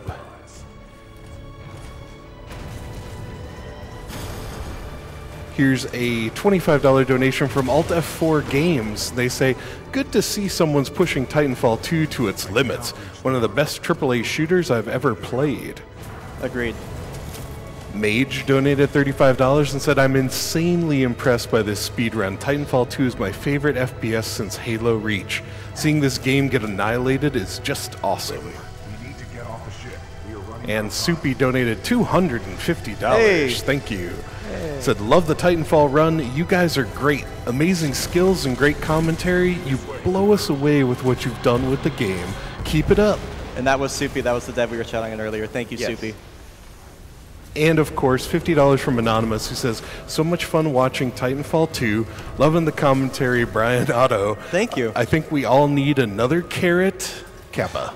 We do have, okay, I'll get one more carrot. No, he did Kappa. Okay, I'm right. sorry. Oh, Yep. you're right. Yep. Thank you for noticing that. I was about to go in on that. I'm so happy you just called that Kappa for me. No, you do you. I'm good on carrots, dude. Yeah, I don't want to embarrass myself anymore. All right, so this is the final mission of the game. This was also home to another one of the really long cutscenes. This is probably the second longest cutscene in the game, aside from the first one, that in BT7274. Unfortunately, we have tried to talk with the devs about maybe having some option to skip cutscenes, but we've been told that it could mess up so many different issues with like scripting in the game and stuff like that that it just hasn't been done, which is totally understandable. But we do have to wait through them, unfortunately. So we've been captured by the Apex Predators. BT has the power source for the fold weapon within his cockpit. So we're trying to get out of him right now. We're going to use the edgy dialogue option here. No, the sarcastic one is actually a little bit faster. Albino and I have our disagreements with which one's the edgy one here, I guess. So. About what? His feelings? I'm pretty sure it's arguable to say that the one saying open that hatch when he's dead is much edgier than about what, his feelings? He doesn't open up. I will shoot you in the head. I believe, speaking of the District 9, Pilot in jeopardy. the District 9 influence, I believe that Blisk was directly influenced by, I believe, one of the main enemies from District 9. I might be wrong, but I feel like during one of the Respawn plays, developer commentary things, they mentioned something about that. I don't remember. One of the reasons why I love this game so much is District 9 is one of my top 3 favorite sci-fi films of all time, and it's kind of nice seeing the influence on it here. And up here, we're going to see BT being a sneaky Titan. Yeah. I'm going to shoot your pilot in the head. You still remember numbers, don't you? I'm going to count to 3. Also, shout outs to JB Blanc, the voice actor for Blisk. I love your work, dude. Blisk is my favorite character by it's not even close. And coming up, keep a close eye on the bottom right corner of the screen. Oh yeah, so Blisk will actually he's gonna do some flips and he'll actually clip into the ground. It's hilarious. And you can actually, on an ultra-wide panel, which is what I normally play on, you can actually see it for much longer. Yeah, there he went. But as far as the story goes right now, BT is essentially trying to kill all of the guards so that you can escape. And this was just a very well constructed scene overall, because it makes you hate the IMC and Sloan so well. Just that desperate grab from BT. Yeah, cinematically this is very well done. Yeah, rip BT. Press F to pay respects, chat. And so we have to wait for a bit of dialogue here, so we'll probably have time for a donation or two. All right, we have $50 from Anonymous, who said, I said I was hoping we'd double all donations on the last day, like at SGDQ. So here's another $50 in honor of the memory of my big bro and my new favorite speedrun, Titanfall 2. Also, $20 from another anonymous donor who said, hey guys, months back when I saw Titanfall 2 was on the SGDQ schedule, I was super excited. I've dabbled in speedrunning the game, and I'm glad to see certain tricks that I thought of cropping up. Good luck to the runner, and respect, Marvins. Also, Clicking Andy donated $10 and said, props to Couch Guy commentating faster than Eminem rapping. Also, chat, spread the love. Twitch unity. So right here, we're actually getting the most hated weapon in all of Titanfall, the Smart Pistol. Unless you're low-key DB Josh. Yeah. So true.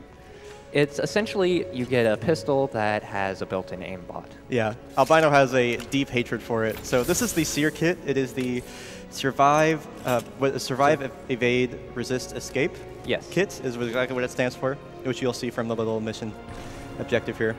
So now we don't quite have access to our jump kit yet, and we have to be really careful. So our jump kit is technically like rebooting. Is rebooting. It's overheated. We have to be really careful in this section here because if we die, we have to sit through that entire cutscene again. And yeah, we would have to fully restart the level. We got the checkpoint, but the trigger for having your jump kit reinitialize actually does not trigger if you respawn. And like I was saying about this pistol having a built-in aimbot. Just you see all the locks and just you don't have to aim at all. Yeah, but how this was done in the campaign, in the casual playthrough, just you delivered this Smart Pistol after you see like your best buddy get eviscerated. It's really satisfying just to run through all these enemies and just blow the crap out of them with this thing. Yeah. And we're actually going to spam fire here because there was one of those shield guys, and their shields will actually have a slowing down and stunning effect on you. So we wanted to just blast through that so we didn't lose any momentum. We have to be careful of those drone fire too, or that drone fire, because that'll slow you down pretty significantly. Normally they want us to go through this door, but honestly, it's just more fun to wall run on these cables. Yeah. And now we're going to specifically not go in the direction of the objective so we can grab that cable and maintain our height so that we can bunny hop across this roof. Nicely done. As we call on our Titan. And as I mentioned in the first level, with them leaving in lots of foreshadowing, this Titan is actually the same one you were calling in at the end of Captain Lastimosa's simulation. In the first mission of the game, yeah. And now that we got PT back, we're actually just going to run around him so that we can embark. Normally there's a lot of dialogue and a special first-person embark animation. Oh, and just so you guys understand what happened there, when BT gave us the Seer kit, it also gave us his data core.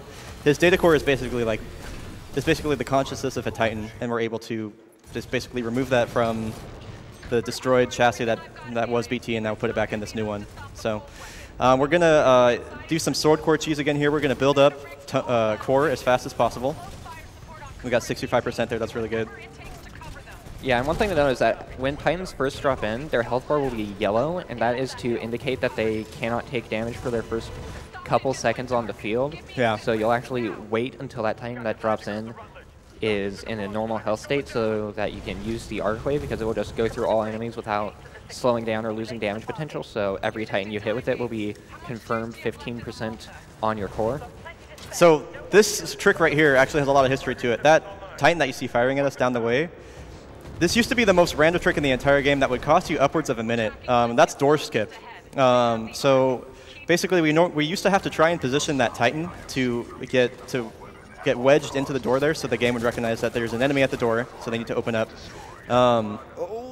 That was close. I think that Spectre missed and hit the ground in front of it because those have rocket launchers that they can dumbfire at you. Yeah. So for door skip, we actually accidentally, I forget who it was, someone accidentally discovered that you can kind of clip into the door, and then Albino figured out that if you just go to the top of the door, you can walk right through it.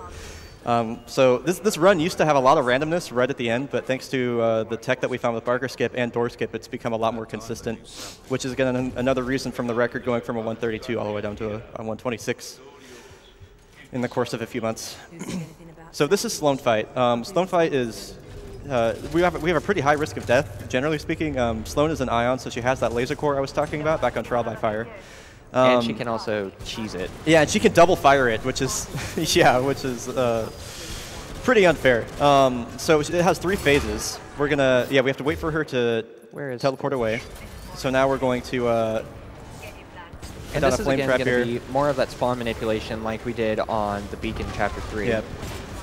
Now that we have our flame core, we're just going to try and nuke both of the Titans, but I do not know where the Brute went. You don't have to kill the Brute. He can live, but yeah, so now we took care of the Scorch, and now Sloan should be coming back. It's just a matter of finding where she appeared. And she's right there, which is a pretty good spot for her. So what we're going to do is we're just going to try and hide behind this corner while she laser cores, just leave her in our thermite. Well done. All right, so now we have three more Reapers that are going to spawn in. Then we're just going to we're going to make quick work of these guys. Get a lock on them and a missile barrage that kills them pretty much every time unless they do some weird dodging. And now we have the final phase of Sloan coming up. And so we're going to use the similar tactic. We're going to wait for her to use her core and then ignite the traps because she can't move while she has the core going. And we're also going to switch to Tone because she actually takes less damage from your thermite.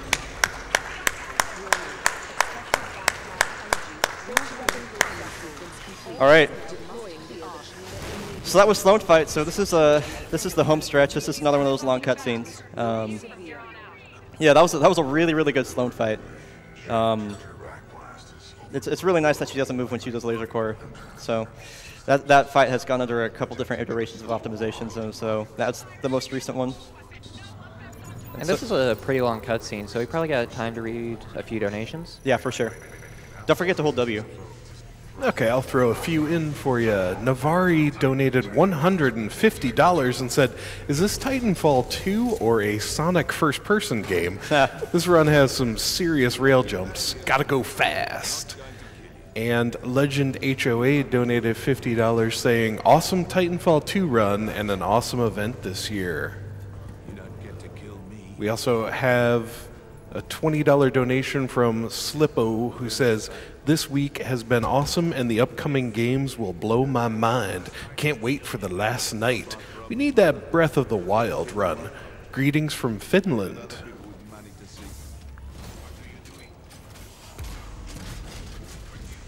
Here's a $50 donation from S Guy who says, "Hey all, had an amazing week watching. Thanks to everyone for this entertainment. Let's get that Breath of the Wild speedrun on the schedule."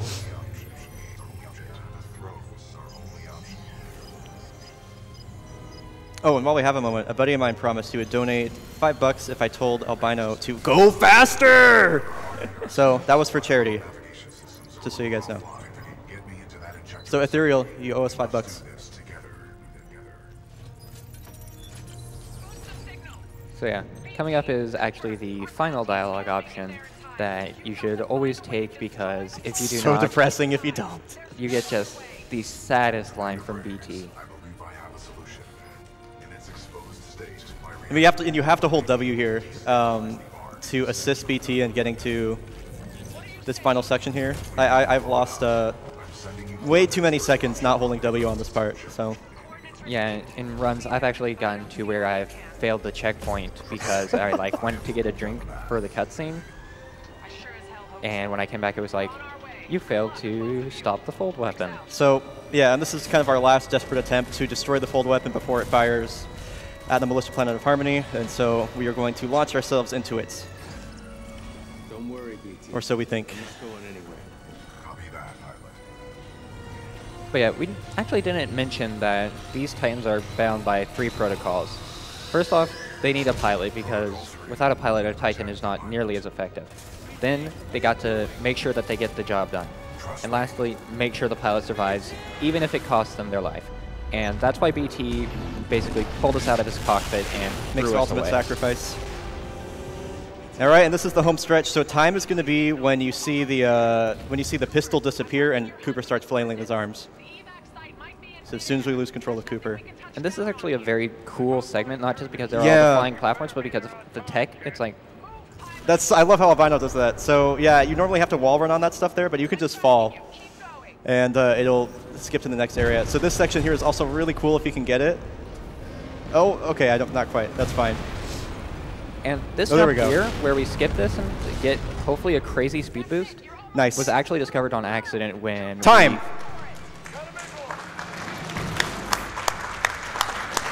Your time was 1:35:33. Dude, that's a sick Nice. time. Okay, so we normally time by in-game time in this game. So I imagine a 132 is something around like a I remember 135 is something around like a 132 or 133. So that's a really, really good time. That it is. Yeah, well done, dude. So that was Titanfall 2. We have like a million shoutouts. Do you want to get your shoutouts in? All right, yeah, first is to Lex and his LPR community who donated earlier. Just a cool, chill gaming community. Pilot Cooper. Yeah, I have a million I want to do, so I'll get them through them as fast as I can. I want to give a shout out to the competitive community over in the Discord, Ethereal, Jabai, Frothy Omen, all those guys. Been a pleasure playing with you. I want to shout out the speedrunning community, specifically S-Deception and Taskinos for the optimizations they found.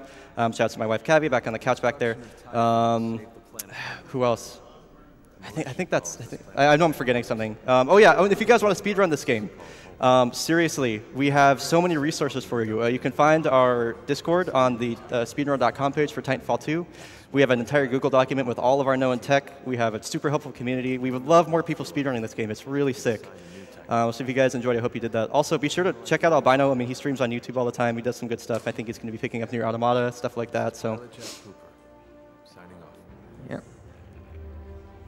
And there's a fun little Easter egg after all the credits roll through here where your helmet actually starts blinking, and people have decoded it where it is your helmet blinking, I think in either Morse code or binary, your character's name. So a lot of people in the community are theorizing that when BT backed up his AI in affecting cause, it never got removed from your helmet, so your Titan is still alive in your helmet. Anyway, yeah, that was Titanfall 2. Thank you guys for watching. Yeah, good run, Albino. That was sick, dude. Oh yeah, and one final shout out to Taskinos for this cool background movie he made for GDQ. Yeah. Thanks, you guys.